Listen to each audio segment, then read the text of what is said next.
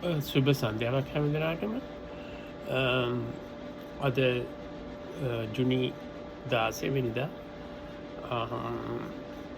මම මේ වීඩියෝ එක කරන්න හිතුවේ ලංකාවේ හිටපු ඔයි ජනාධිපතිවරයෙක් උගේ නම ගෝඨාභය රාජපක්ෂ අත්අඩංගුවට ගන්න එපා කියලා මොකද රිට් පෙත්සමක් උසාවියට දාලා තියෙනවා. දැන් වාස්තු ප්‍රහාරය සම්බන්ධව ඒ පිළිබඳව විභාග කරනවා ලස්සා දූෂණ දෙපාර්තමේන්තුවේ නිලධාරීන් පොලිසිය සම්බන්ධ වෙලා. දැන් එතකොට පුදුමය කියලා කියන්නේ මේ දකින්න ලංකාවේ විතරයි.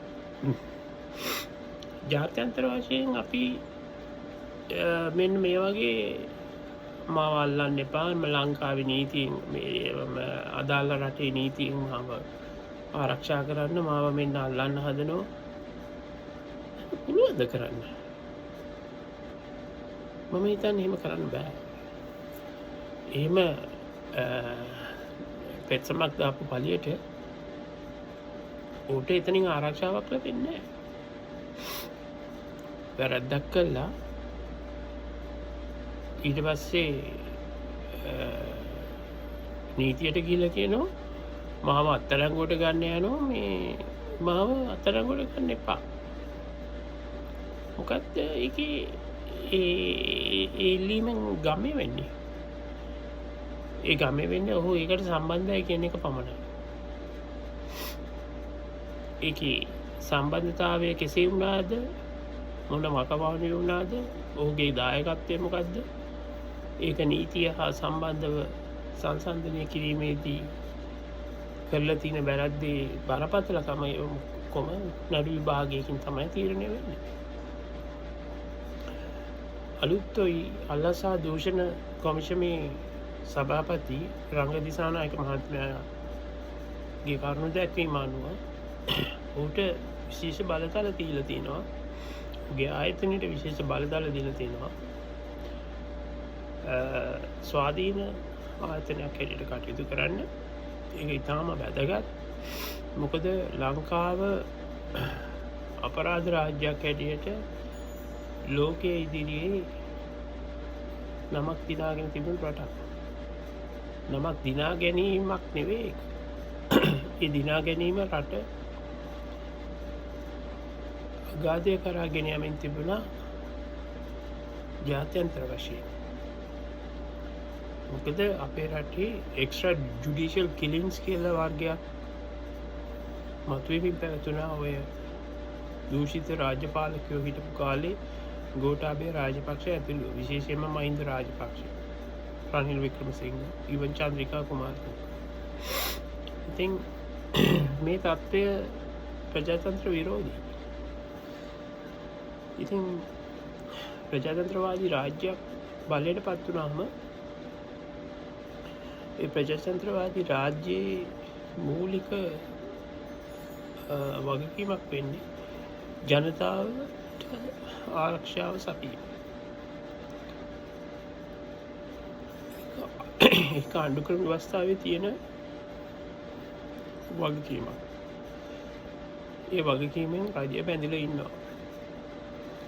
ඉතින් මොකද හේතුව, ඔබ පාවිච්චි කරපු ඡන්දය තුළ තියෙනවා මේ පණිවිඩය.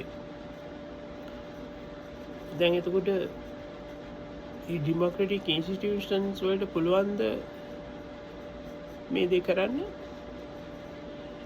ඒකට අවශ්‍ය කරන පසුබිම, ඒකට අවශ්‍ය කරන සුදුසු පරිසරය, සුදුසු වටපිටාව සකස් කරලා දීම තමයි රජයකින් කරන්නේ. රජය නඩු අහන්නේ නැහැ.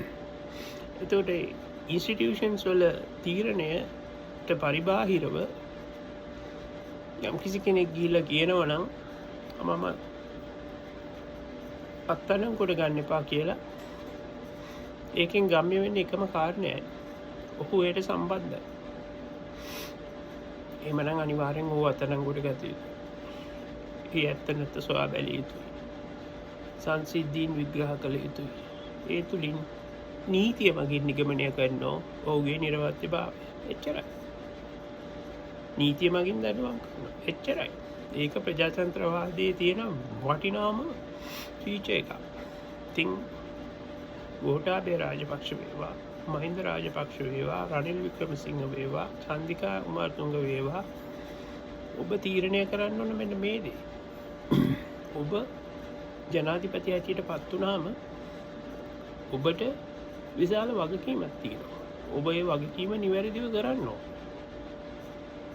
ඔබ ඒක කරේ නැත්නම් ජනතාවගේ බලය කියන එක සෙල්ලම් කරා නම් ඒකේ ප්‍රතිවිපාක ඊට පසු කාලීනව ඔබට විඳින්න සිද්ධ වෙනවා. ඒකේ කිසි වැරැද්දක් නැහැ. මිනිසුන්ගේ බලයත් එක්ක සෙල්ලම් කරන්න හදන ඕනම කෙනෙකුට මේක හොඳ පණිවිඩයක්. දැන් එවැනි ජනතා බලයකින් බලයට පත් වුණු කෙනෙකුට අනිවාර්යෙන් කටයුතු දෙකක් පැවැවෙනවා. accountability and responsibility. ඉතින් අන්නේ ඒ කරුණු දෙක තුල තමයි ඔහු තම රාජකාරී කටයුතු කළ යුත්තේ. අපි දන්නවා රනිල් වික්‍රමසිංහලට ජනතා බලයක් තිබුණේ නැහැ. ඊළඟට රාජපක්ෂලා බලයට ආවි බෝම්බ පුපුරවලා. ඉතින් ඒගොල්ලන් විශාල වශයෙන් දූෂණයේ නිරතව තියෙනවා. ආර්ථික දූෂණය වෙනත් ආකාරයේ දූෂණ ක්‍රියාවන් ඇතුළුව. ඉතින් නිවැරදිව ඔවුන් කරපු ඒ වැරදිවලට දඬුවම් දීම සහ ඔවුන් මේ රටින් සොරකම් කරපු මුදල් විනාශයට වන්දි ගෙවන්න ඕන, දඬුවම් දෙන්න ඕන. ඒක තමයි ප්‍රජාතන්ත්‍රවාදය කියලා කියන්නේ. ඒක අනිවාර්යෙන් විය යුතුයි. නඩුවක් දාලා එහෙම නැත්නම් තමන් අත්අඩංගුවට ගන්න එපා කියලා නීතියට කියනවා නම් ඒකෙන් අදහස් වෙන්නේ තමන් ඒකට සම්බන්ධයි කියන එක. ඉතින් ඒක නීතිය සහ ඒ ආයතනවල වැඩ කරන ඒ ආයතනවල ඉල නිලධාරීන් බලාගත යුතුයි. ප්‍රජාතන්ත්‍රවාදී කියලා කියන්නේ ජනතාවගේ ආරක්ෂාව සහවුරු කිරීම. අනිත් එක මේ විශ්‍රාමික මේ ජනාධිපතිවරුන්ට කිසිම දෙයක් දෙන්න අවශ්‍ය නැහැ. ආරක්ෂාවක් දෙන්න අවශ්‍ය නැහැ. මේවට යන්නේ ජනතාවගේ අහිංසක ජනතාවගේ බදු මුදල්. අපේ රටේ මිනිස්සුන්ට කෑම බීම ගන්නවත් පමණක් දුප්පත් පවුල් ඉන්නවා. ඒ සල්ලි ටික එකතු කරලා මේ මිනිසුන්ගේ ගෙවත් දොරක් හදන්න, මේ මිනිසුන්ට කෑම වේලාවක් ලබා දෙන්න, මේ මිනිසුන්ගේ ජීවිතය නගා සිටවන්න කටයුතු කරන්න මේ මිනිසුන්ට අවශ්‍ය නැහැ. ඕමනම් අවශ්‍යම නම් මොකක් හරි රජයේ මේ සාමාන්‍ය මිනිසුන්ට රාජ්‍යතන්ත්‍රයේ තියෙනවා නම් දීමනාවක් දෙන්න, සෝෂල් සමාජ සේවා දෙපාර්තමේන්තුවෙන් එහෙම දෙන්න. එහෙම නැතුව ආරක්ෂාව දෙන්න, ඒවට දෙන්න, ඒවට නඩත්තු කරන්න යන්නේ අපේ රටේ මේ අහිංසක ජනතාවගේ බදු මුදල්. ඒක කරුණා කරලා තේරුම් අරගෙන තියෙන ආරක්ෂාවත් අයින් කරන්න. මේව කළ යුතු වැඩ. මේ හොරුන්ට, මේ තක්කඩියන්ට, අපේ රටේ ජාතික ධනය විනාශ කරපු, හොරකම් කරපු, පවුල් පිටින් යටිමඩි ගහපු එවුන්ට මොන කෙහෙමකට රටේ ආරක්ෂාව පැදෙනවද? මේක වහම ඉවත් කරන්න. කරුණා කරලා මේ දුප්පත් ඈත ගම්බද පිරිසවල ළමයින්ගේ දරුවන්ගේ පාසලක් සඳහා ඒ සල්ලි ටික යොදවලා ඒක දියුණු කරන්න. අඩු ගානේ ඒකෙන් යහපත් දරු පරිපුරක් හරි මේ රටට බිහි වෙනවා. ඒක තමයි අවශ්‍ය වෙන්නේ. මේ රට ඉදිරි කාලයේදී මේ පොර තක්කණයන්ට අතටපත් නොවේවා යන්න කියන එකයි මගේ එකම ප්‍රාර්ථනාව. බොහොම ස්තුතියි.